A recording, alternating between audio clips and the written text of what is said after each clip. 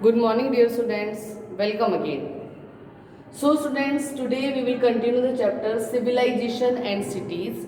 Like in previous class, we have discussed about what is the civilization, what is the meaning of civilization. Okay, civilization एक process है, एक प्रक्रिया है जो continue चलती रहती है और किस तरीके से ह्यूमन बीइंग नॉमेडिक पर्सन से सिविलाइज हो गया, ये प्रोसेस क्या कहलाया हमारा सिविलाइजेशन। जब सिविलाइजेशन हुआ तो बहुत सारी सिटीज़ भी डेवलप हुई, लाइक है ना। तो वो सिविलाइज सिटीज़ कैसे बनी या उससे पहले हिस्ट्री कैसी थी, वो सब हम इस चैप्टर में रीड करेंगे। प्री हिस्ट्री की अगर हम बात करें, प्रागैतिहासिक का प्रागैतिहासिक काल क्या था, जब ह्यूमन बीइंग नोमैडिक पर्सन था, they are moving here and there for searching water, shelter and food.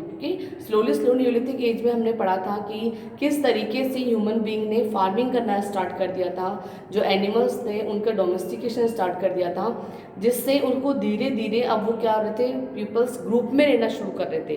ठीक है, उन्होंने ग्रुप बनाए, ग्रुप धीरे धीरे ट्राइब्स के रूप में डेवलप हुए, फिर ट्राइब से विलेज और विलेज से जो ये सिविलाइज सिटीज़ थी ये डेवलप हो गई थी।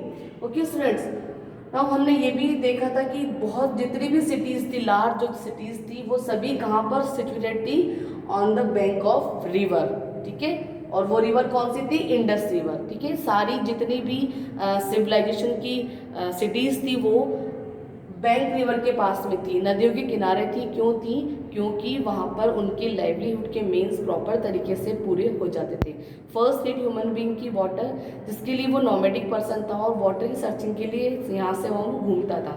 अब उसको जब वाटर एक जगह मिल गया नदी के किनारे, उसने अपना फार्मिंग स्टार्ट कर दिया, वहीं वो रहना स्टार्ट उसने कर दिया। इससे उसकी लाइफ बहुत ईजी हो गई।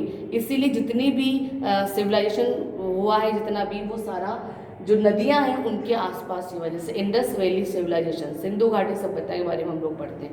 ह्यूमन भी कैसे सिविलाइज्ड हुआ, जब वो बर्बर था, है ना, नोमैडिक था, उसको कुछ आइडिया नहीं था कि नॉर्म्स क्या होते हैं, वैल्यूज़ क्या होते हैं, बिहेव क्या होते हैं। स्लोली उसको इन चीज़ों के बारे में नॉलेज हुई, तब जाकर के वो क्या हुआ, सिविलाइज्ड हुआ, है ना, सभ्य हुआ। तो हड़प्पा सिविलाइजेशन के बारे में हम इसके अंदर पढ़ेंगे। मोर देन 4500 ईयर्स एगो, है ना, लगभग 4500 साल पहले जो पीपल थे, they live large city that was situated on the banks of river Indus. ठीक है, जो इंडस नदी थी उसके किनारे पर वो रहते थे। These people were urban and civilised. ये जो पीपल्स थे वो lived the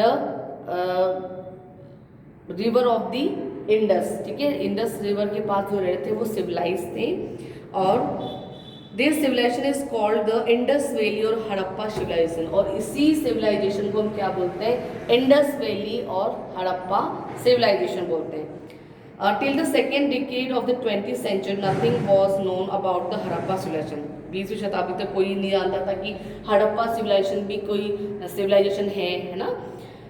then historians believed that Indian history was only about 3,500 years old. In 1920, Rai Bahadur Dayaram Sahni discovered the ruins of Harappa.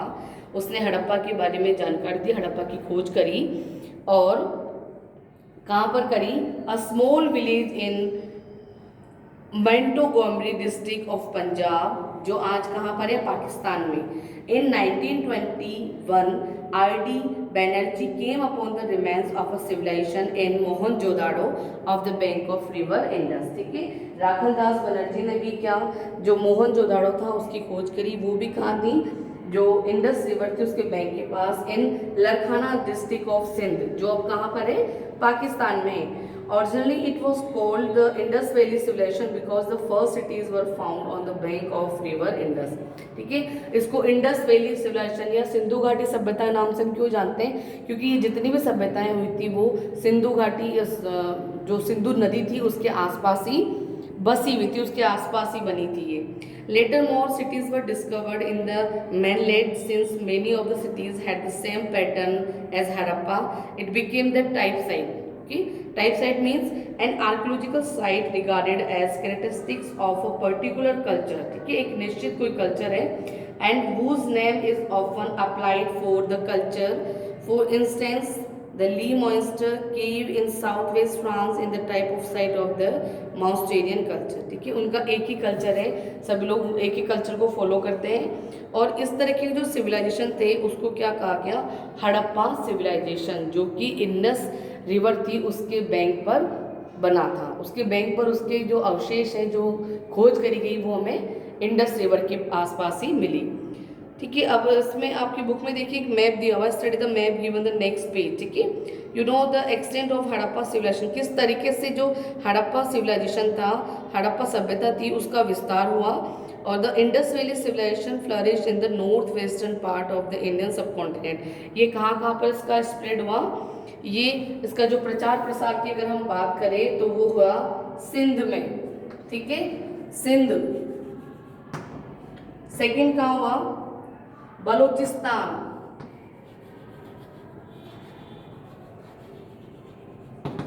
Punjab, Haryana, Gujarat, Rajasthan and from Jammu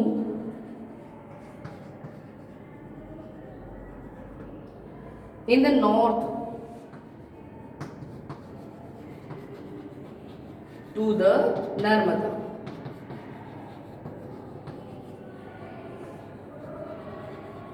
ठीक है, यहाँ पर जो ये इंडस वैली सिविलाइजेशन था, ये जो हड़प्पा संस्कृति थी, हड़प्पा सभ्यता थी, उसका प्रचार सिंधु, बलूचिस्तान, पंजाब, हरियाणा, गुजरात, राजस्थान और जम्मू से लेकर के जो नॉर्थ में नर्मदा रिवर थी वहाँ तक इसका फैलाव था। Okay, then a major portion of it is now in Pakistan. जो इसका बहुत ज़्यादा ही जो हिस्सा है वो पाकिस्तान में चला गया है पार्टीशन के बाद में। तो इस तरीके से जो हड़प्पा सिविलाइजेशन था वो एक इंडस नदी के आसपास बनी हुई सभ्यता है, जिसके की प्रमाण, जिसके अवशेष, जिसके जो हमने उसको फाइंड आउट किया तो हड़प्पा नदी के आसपास हमको मिली। इसीलिए इसको हम इंडस वैली सिविलाइजेशन और हड़प्पा सिविलाइजेशन के नाम से भी जानते हैं। Okay students, so next class में हम बात करेंगे कि जो सिविलाइजेशन से उनकी क्या क्या कैरेक्टरिस्टिक्स होती है ना, उनकी क्या क्या विशेषताएं होती है। आज के लिए इतना ही। Thank you and have a nice day.